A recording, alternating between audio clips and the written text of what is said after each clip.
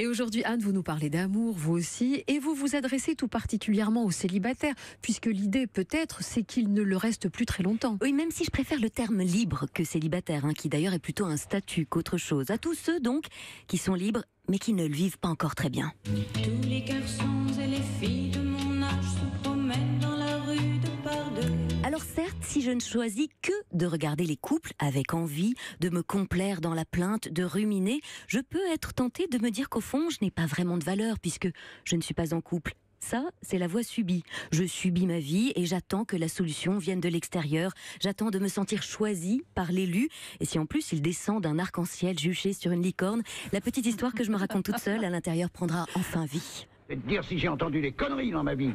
Mais des comme ça, jamais. Et oui, parce que quand je remets ma valeur dans les mains de l'autre, le partenaire, la société, mon patron, je perds littéralement mon pouvoir. C'est ainsi qu'à force de chercher une validation dans le regard de mon supérieur hiérarchique, de chercher un assentiment chez mon ami, une approbation chez mes parents sur les choix que je fais, je distribue à droite, à gauche, comme ça, toutes ces petites parties de moi qui constituent l'estime de soi, toutes ces pièces d'un puzzle que je sème aux 4 vents.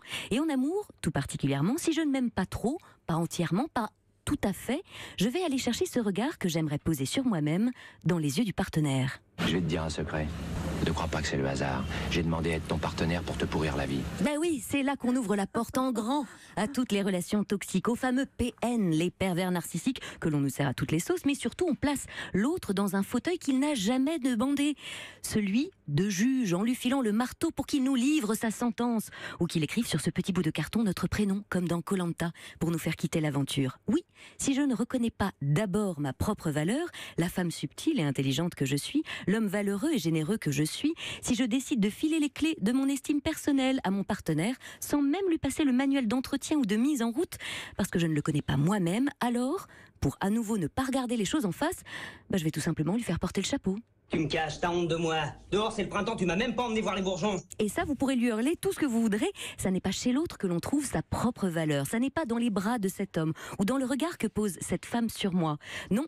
Sa propre valeur, c'est d'abord en soi qu'on la trouve, pour ensuite rencontrer le partenaire qui aura vu justement cette valeur inestimable que vous avez, parce qu'à bien y regarder, je vous jure que chacun d'entre nous, nous sommes de fabuleux et uniques diamants bruts.